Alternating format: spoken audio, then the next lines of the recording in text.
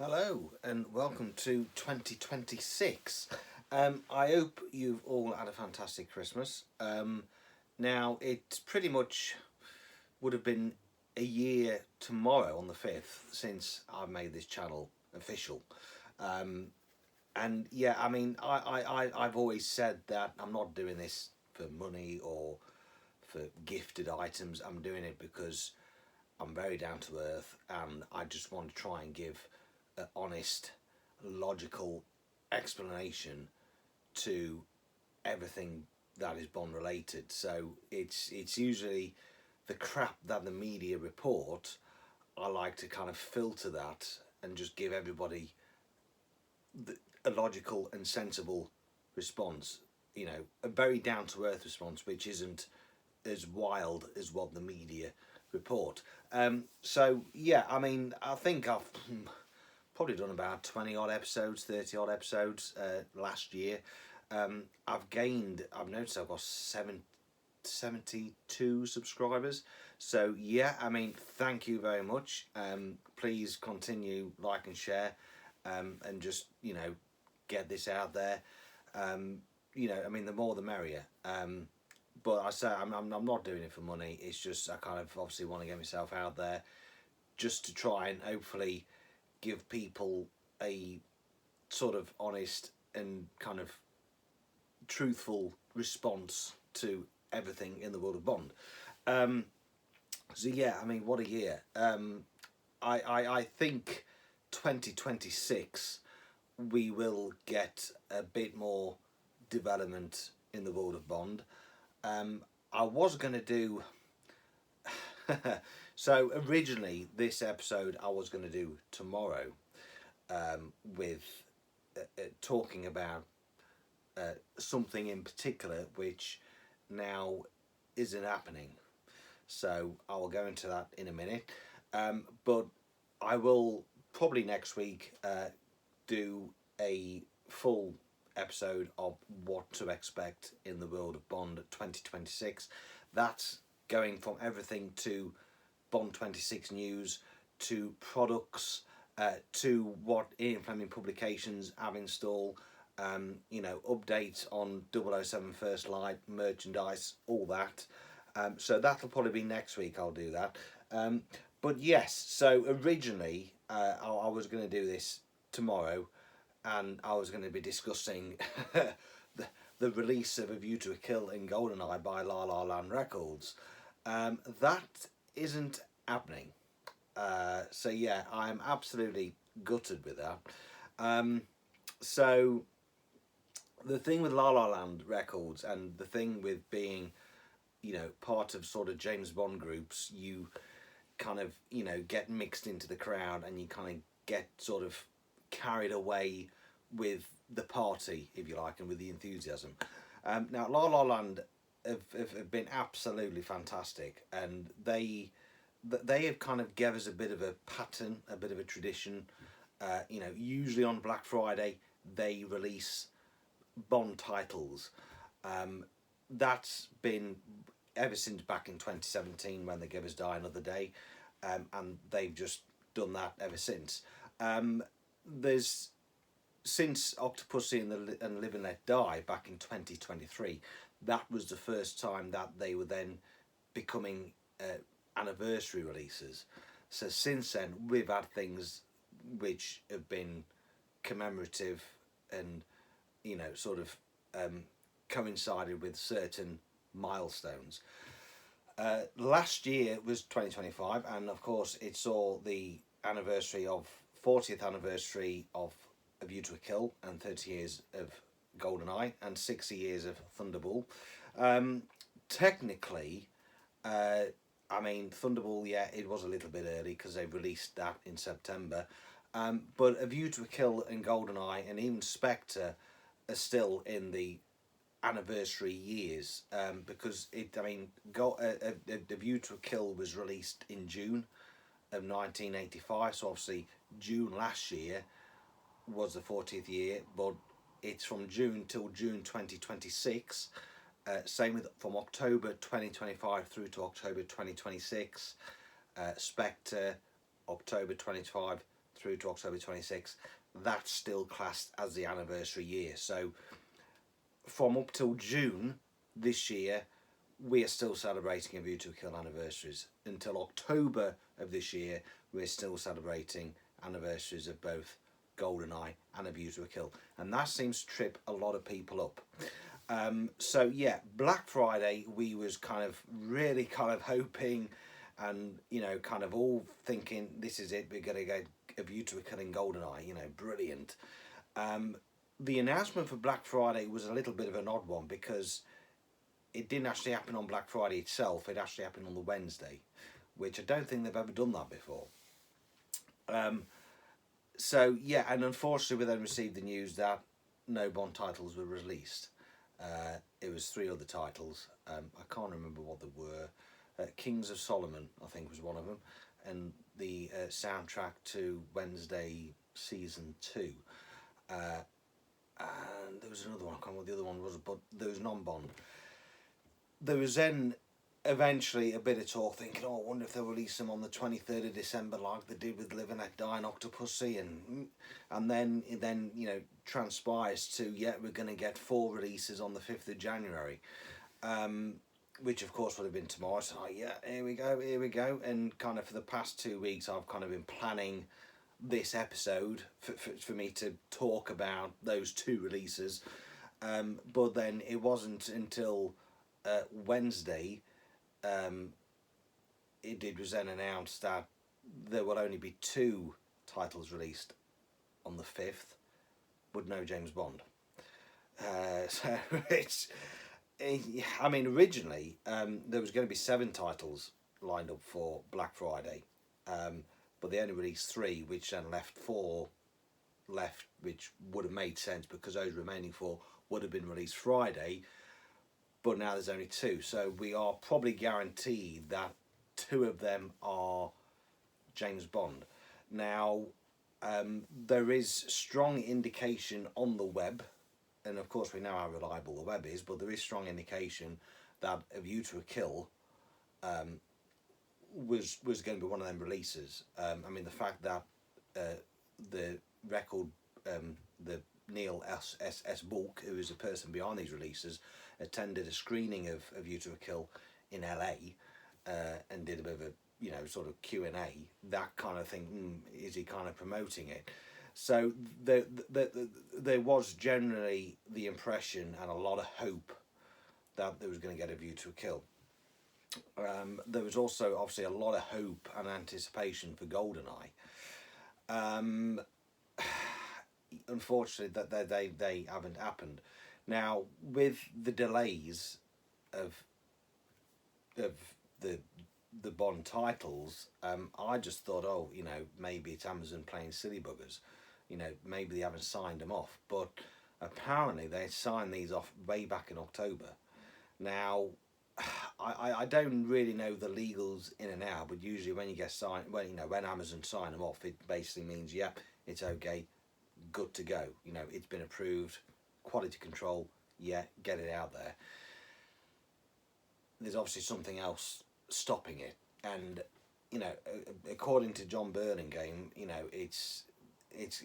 there's complications, even more so now than there was 20 odd years ago when Lucas Kendall released them. These complications could be anything, but then the thing, I mean, if they were that bad, then they wouldn't have got signed off in the first place, because I'm sure Lala Land would have done the homework and would have done thorough checks and everything, because the thing with these expanded scores is you've got to get right. You've got to get the license, you've got to get the agreements. You've got, I mean, if you have source music in there, you've got to get permission from the original composer. On Bond songs, Bond tracks, you've got the some of the title themes which aren't necessarily written by the composer itself, but written by somebody else. You've got to track that down, get their permission. There's a lot of work that goes into them. But apparently also, I mean, I've been trying to get as much information on this as I can through the web, and it's difficult because understandably La La Land aren't saying a great. I mean, one day they might actually tell us what the reasons were. Neil S. Bulk might appear on a podcast and explain the process, but at the moment, unfortunately, we are, yes, very gutted. We are very frustrated, and we are in literally La La Land. Basically, we are in the land of limbo because nobody knows what's going off.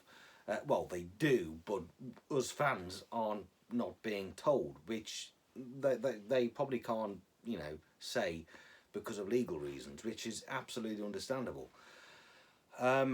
So yeah, it's. I mean, I'm kind of guessing that, no doubt, Goldeneye and A View to a Kill, and maybe a few other Bonds have been done and ready to go. They just need to be signed off because, I mean, Thunderball, for example, that was being sort of worked on way back in October of 2023. I think it was September 25 when they released it. So these, I mean, A View to a Kill could have even, for all we know, could have been in the process probably summer of 2024. Could have been, just before Moonraker was released alongside with Man with the Golden Gun and License to Kill. You don't. These could have been done ages ago. Diamonds Are Forever could well be there ready. It just needs signing off. So yeah, there's a great big question mark over La La Land. I mean, a lot of people were kind of fearing that with the Amazon takeover, this might be an issue, but apparently it's not Amazon. So it could be Universal Music Group. I mean, back in 2019, all the rights and stuff was brought under one umbrella. That was kind of during COVID, so that would have been a long process. And the thing with what Neil S. Bulk was saying was that MGM basically ring them up saying, look, it's going to be Goldeneye's anniversary this year. How about it? Yeah, okay. Whether or not MGM give them the master tapes, or if La La Land, or if La La Land have got to find them, I don't know. But yeah, it's frustrating, and yes, we have got to be patient, and that is what is being said a lot in the forums, is that we've got to be patient.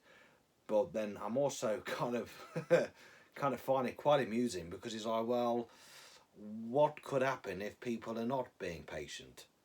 Would they just rock up at like Lala's office and just break in and grab the master tapes and we've got them, and start mass producing them, start copying them, or start having riots? I don't know. But yeah, it is a little bit concerning because the thing, a lot of us, absolutely love these. And if La La Land does see this video of me, I doubt it, but I just want them to know, which I'm sure they already do, that how much love and appreciation goes in to them releasing these tracks. Because this is something that Bond fans have been wanting for years. I've been wanting this for years. It's just really frustrating. And the thing is, we kind of all now, been given like a routine, like a template, and it was like, okay, Black Friday, we're going to be expecting something. This year's going to be such and such anniversary, and unfortunately, that's what I've done. I've kind of, probably got myself excited, but then it doesn't happen. And the thing is, Neil Bulk has always said these aren't going to be, there's no contract that they can do all of them. It's when they get permission. So yeah, but I mean, apparently, these higher profile titles, which Bond is, and I think there's a lot of demand for A View to a Kill, and probably Gold. Well, I don't know, Goldeneye. Anyway, yeah, I'll go into that when and if they do release them. But yeah, I mean, Bond's high profile, and apparently these high profile titles have a lot more complications.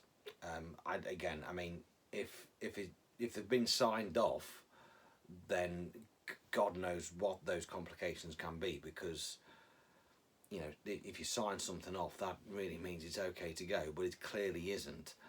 Um, so I don't know. I don't know. It's a little bit concerning, but I don't know. But the thing, I mean, the old kind of saga with La La Land, all the sort of history with Bond and Lala and all these ongoing sagas and delays would be just brilliant if the likes of John Burlingame can just write about it and just give us an excellent additional chapter to the music of Bond book, which he wrote, because there's it's in itself there is. I mean, I'm kind of really interested in the behind the scenes, in the kind of legal stuff. Does Lala have to pay for the rights for the Bond music, or do they come forward? Obviously, I mean, how what kind of why did they choose to do Die Another Day first? What was the agreement? And obviously, what is this issue that's kind of holding things up? But yeah, it's. I mean, obviously, the music we got last year, it had already been signed off. It's just, yeah, it's kind of something I think that deep down we were kind of fearing, but I don't think it's Amazon, and it's certainly not. I mean, I haven't seen any blame on La La Land, but it's certainly not La La Land's fault. It's just what the issue, which we don't know, and we may never know. We might know, and I kind of hope we do know, because it kind of, all that to say does interest me. But yeah, it's just, for me, didn't have a great year last year, because I had a major accident, which quite frankly I shouldn't be here talking. I mean, I should be dead. That's as simple as it. I should be dead. I should not have survived what I did, but I did. 50, if not possibly more. Falling 50 plus foot, well, 50 plus feet high off scaffold. It's a miracle that I'm here talking to you now, and it's more of a miracle that I only broke my arm and broke my leg, which kind of did lead to a few complications.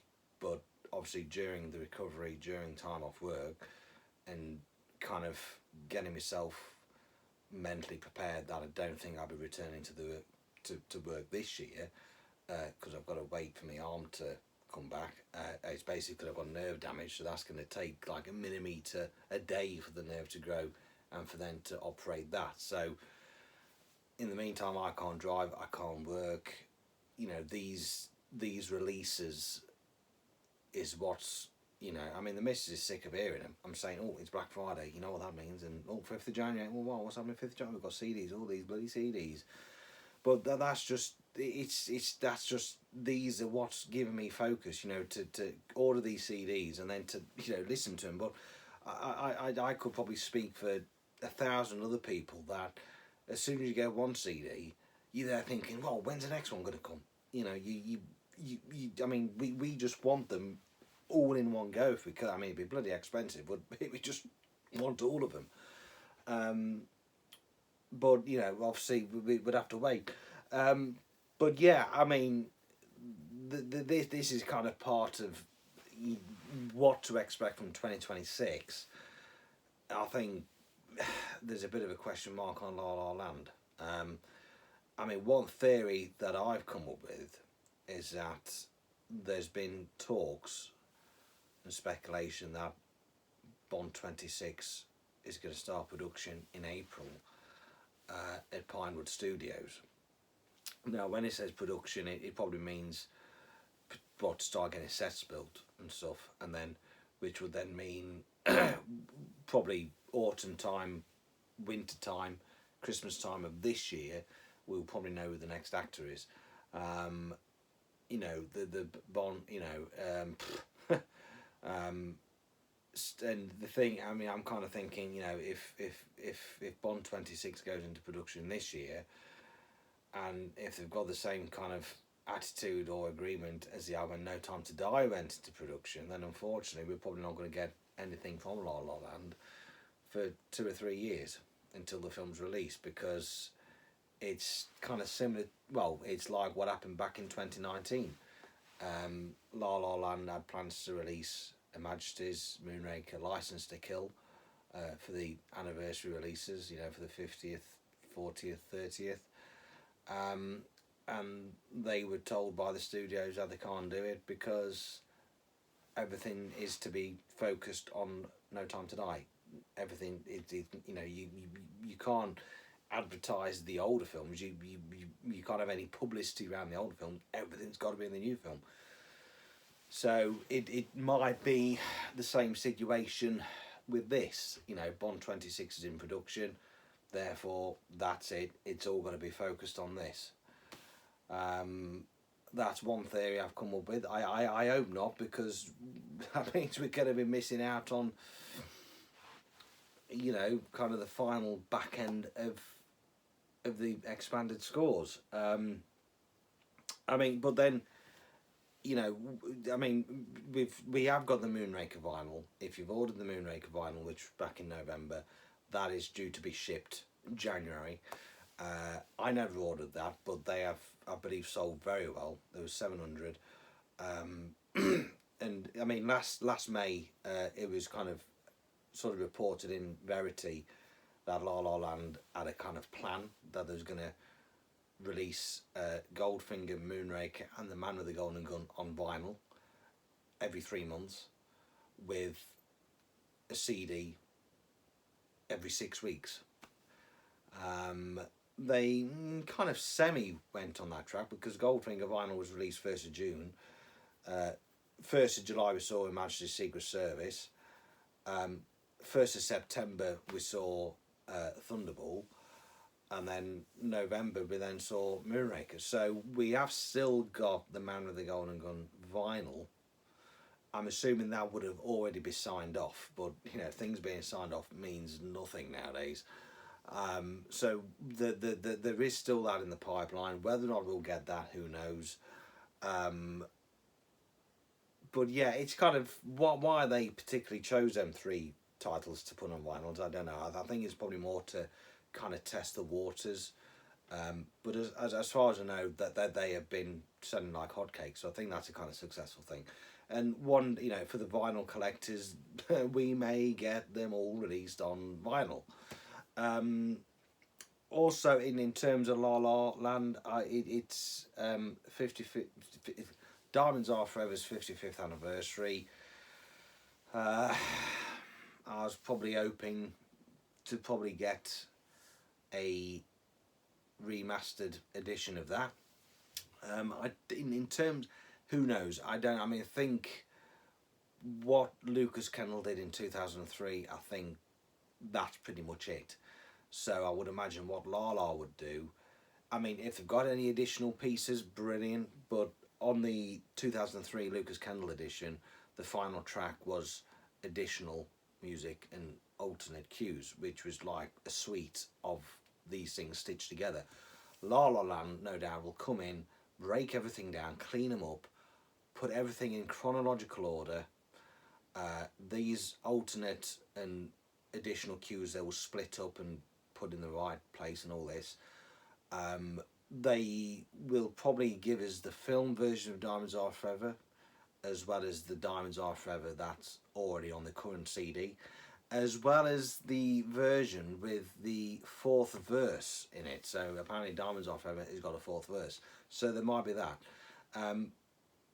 But in terms, it's going to be probably very similar to the Goldfinger, where we've pretty much got what we've got with Diamonds. It's then also For Your Eyes Only 45th anniversary. Now this was originally kind of expanded back in the early 2001 by Ryko Discs. Lucas Kennel may come along and clean them up. I don't know if he would have cleaned them up, because I think Ryko digitally remastered them. But basically, what was on the Ryko disc of 2001 was basically transferred on the 2003 release. I think there's probably about 20 minutes of music missing from Few Eyes Only. So again, we may get, additional pieces put in chronological order, demos and all this, and all this. And then you've got Casino Royale, which is the 20th. Now that'll be an interesting one because apparently with La La Land they have an agreement that there's actually a cut-off date that if they can't touch a title that's 20 years older, 20 years old or less. Casino Royale is 20 years old now. Whether or not, but then somebody else is saying it depends on where the score was recorded. If it was recorded in America, that rule applies. If it was recorded in the UK, it doesn't. But then I'm thinking, well, hang on, Die Another Day, that was released 15 years after the film, so how come that's got away with it? So, yeah, it's if we get Spectre due to its 10-year anniversary, then I think, okay, we now know then we'll probably get Casino Royale. So yeah, there's Casino, and again, there'll probably be a few alternate takes, demos. I mean, I know the Casino Royale soundtrack itself is, I think it's 26 tracks, which is quite. I mean, most of the Craig ones are actually have more tracks than the early ones, due to the early ones being only available on vinyl. So therefore, there was only limited to probably having 7 tracks on each side, which then gave you 11 tracks minimum and probably 14 tracks maximum. But obviously with technology and with them, CDs, they have more of a capacity, more the technology and more the capacity to hold more songs on there. So that's why the later scores are generally got more on there. But yeah, when we were Casino Royale, you would probably have a couple of demos again. I know probably not long after the soundtrack was released, Apple Music did a bit of a limited release where you could buy sort of 8 tracks that weren't on the actual soundtrack. I did that, and then what I did is I actually then incorporated into the Casino Royale soundtrack and made my own compilation for iPod. So, I mean, I'll still get it. And yeah, so you kind of had the music licensed 2 kills, which was a cue from the pre-title sequence, and then you just had other various bits. I mean, I think it's about 8 tracks. But yeah, I mean, plus you get the film version of You Know My Name, which I absolutely love. I mean, that song's brilliant, but the film version, it's just the brass. It just really, tickles my groin. So yeah, I mean, that's, in terms of La La Land, I mean, there's still stuff that they can do. It's just, I mean, I think it's usually a monthly thing that La La Land will announce releases. It's, since Her Majesty's Secret Service tend to be the first day of that month. So 1st of July, that's when Her Majesty's was announced. 1st of September was when Thunderball was announced. But again, I mean, don't keep looking at the first day of the month, because that's not going to happen. It never happened on Black Friday. We didn't get no announcement on the 23rd of December. So yeah, unfortunately, I think you've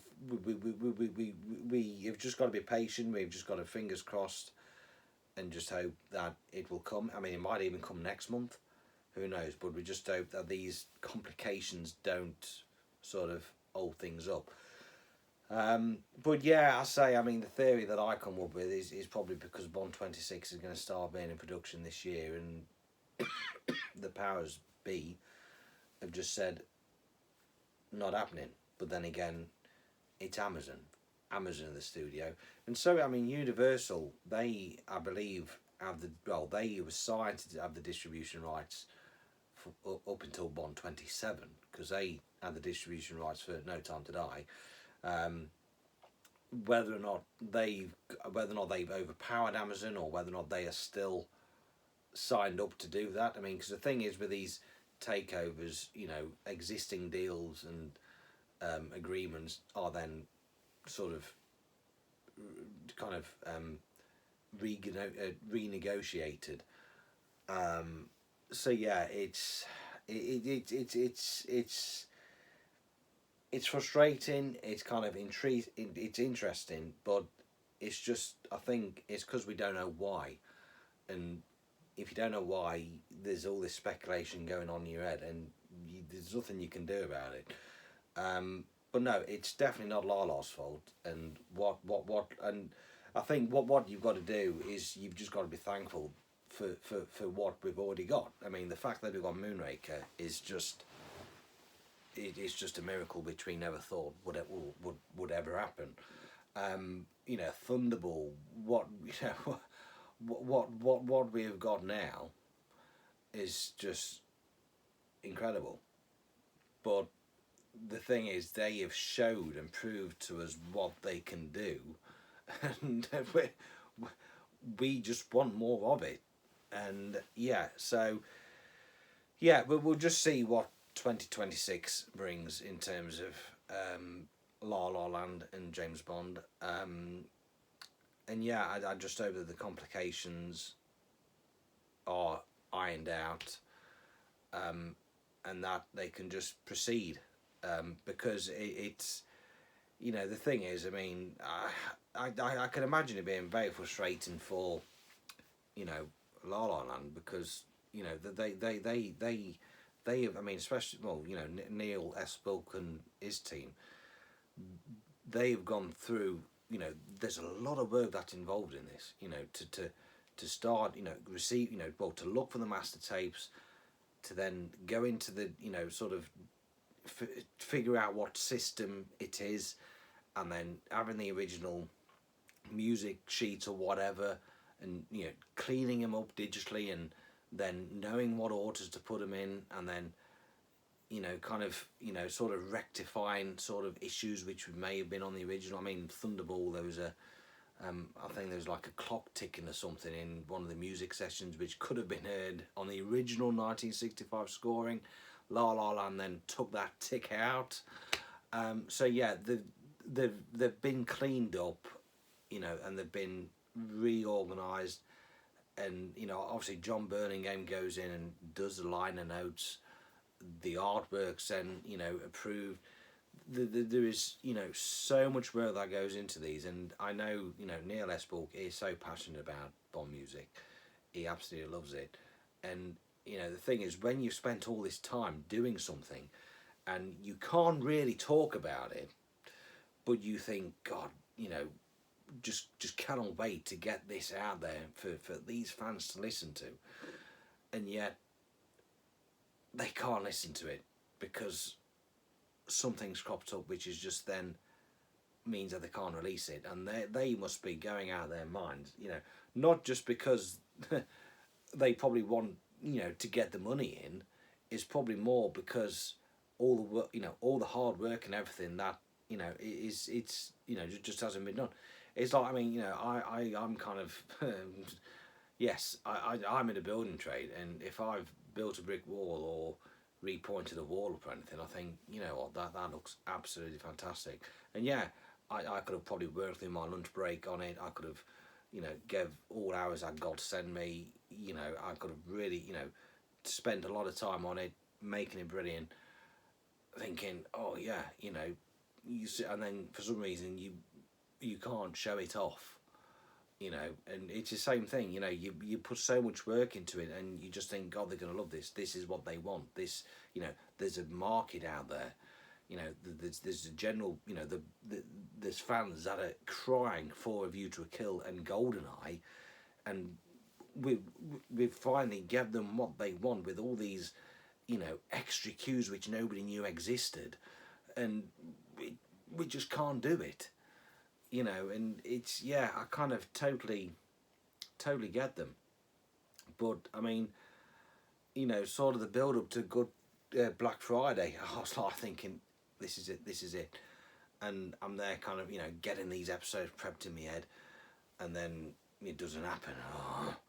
and then again 5th of January. I think, yeah, this is it, and then again, and but then I started dreaming about the artwork and how they would, when it's announced, how they would display it, because it seems to display it beautifully. I mean, I can remember the when they announced the man with the golden gun. It was obviously like the CD presentation with the Thailand, Scaramanga's Island as a backdrop, and Thunderball was like the underwater backdrop, and I'm thinking, View to a Kill. I can just see, I can just see that CD with the Dan Guzzi artwork, with Bond and Stacey on the bridge, with San Francisco Bridge in the background, and and then Goldeneye. I'm thinking, they may use the original Goldeneye artwork, which was on the '95 release, with probably the 7-Eye control system in the background, or maybe the Goldeneye satellite space weapon in the background. So I'm kind of going to bed and closing my eyes and just imagining all these things, thinking, what could it be? And then get it, and then just doesn't happen. So I probably am my own worst enemy. But it's certainly, the thing is, it's we have been spoiled with what we've got, and it just got to the stage where we got ourselves in a routine, and we was taking it for granted. And when you get on these forums, when you get the people with the same mindset, you then get to become embraced in this sort of very positive attitude, where a lot of people agree with you, and you agree with them, and you think, yeah, we're going to get it, and then it doesn't happen, and it's like, it just feels like the world's ended. But again, it's not Lala's fault. It is what it is. But I'm hopeful that we will get it. When we'll get him, I don't know. But I really hope that my theory about Bond 26 starting production isn't the reason, because it's going to be a very long year.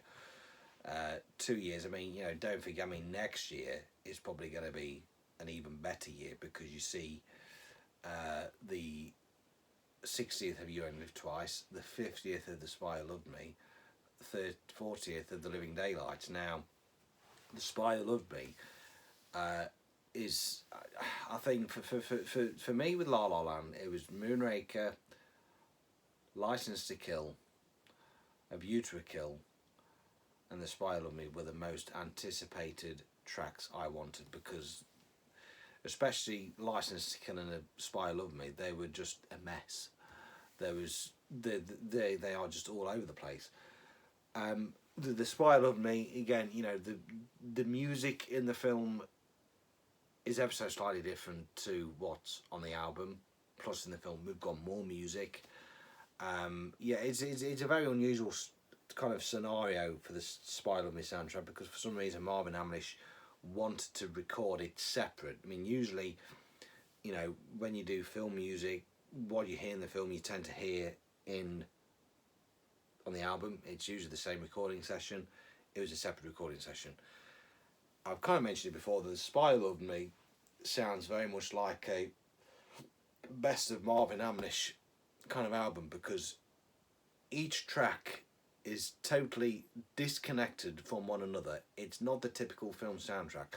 A film soundtrack, especially the John Barry ones, each track, each theme, each tune connects itself to the next. There's a little bit of an ongoing riff. There's, Odd Job had his own theme.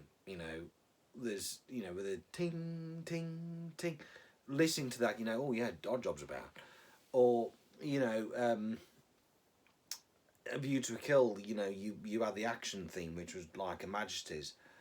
And then, you generally knew what was happening through, because the music was telling you a story. But like Vesper's theme in Casino Royale, every time she appeared, it played. It appeared in Quantum of Solace. It appeared in No Time to Die, because it's to connect. It's to help establish that character. That character had a theme. And when you listen to a soundtrack, you have all the, you have the main theme incorporated, and that's used then for either an action cue or a sort of Vista Vision cue, or a romance cue, and then you then have all these little riffs which kind of interweave through the score, and it just tells you the story. Spy Love Me hasn't got any of that. It's, you know, Bond 77 separate, right to Atlantis, and Bond and Anya, the pyramids, the conclusion, you know, all these titles are totally separate, isolated pieces of music. They don't marry up to each other. Whereas in the film, they do. You know, the Spy Love Me, I mean, it's, yeah, there is so much on that. But I would suspect, ideally, we would expect that to come out next year. You Only Live Twice. I don't think there's much out there. I think we've pretty much got everything that we did on the Lucas Kendall 2003 release. What they would do probably is there's a track called James Bond in Japan, which features the gun barrel and then various other pieces. La La Land will probably come in, split them up, stick everything in the right order, and probably may add a few alternate cues, I don't know, or some outtakes and demos, you know. Whether or not it'd be enough for a 2 CD presentation, who knows, I don't know. The Living Daylights, I think there's probably a little bit of music missing on there, I don't know. I mean, obviously Ryko again remastered that back in 2001, and that remastered copy then got transferred over to the 2003 release. Again, I mean, there's yeah, I think 2007, once we get that out of the way, we've pretty much got the majority of the La La Land records. I mean, we'll only have the latter ones, which I don't know if who knows, I don't know if they'll bother with that or not. But yes, no, I mean, wow, it's 40 minutes, and okay, right, well, this wasn't even going to talk about La La Land. Yeah, I wasn't, I say this was supposed to have been me celebrating the releases, but this is me mourning over the lack of releases. This was, so I will do another episode next week about what to expect for in the world of Bond for Bond 26.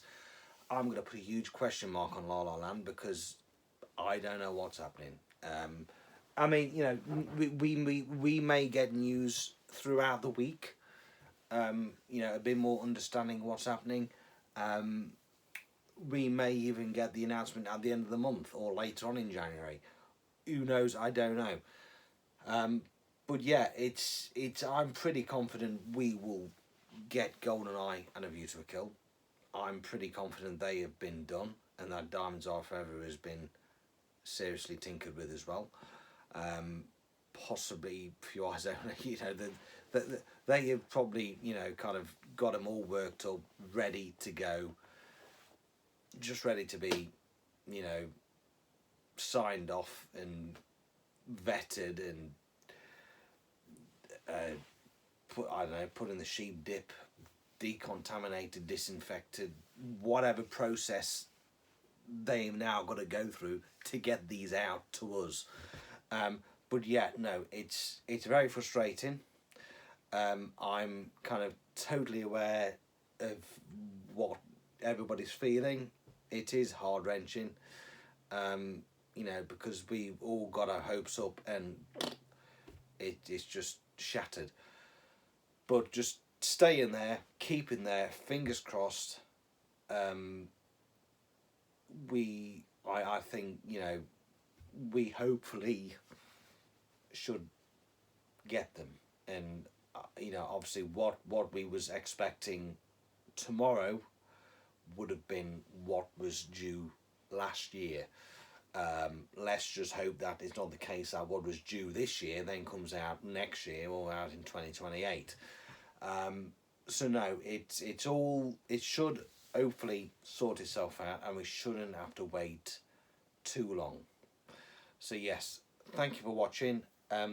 Please like and share, and just try and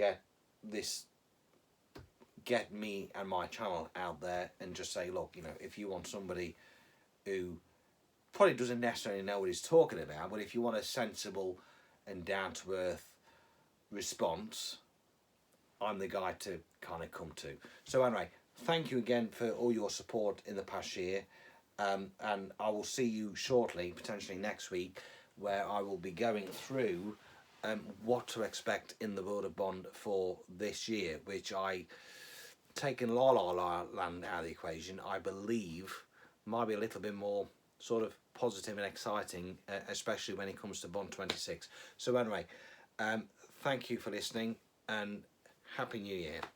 All the best.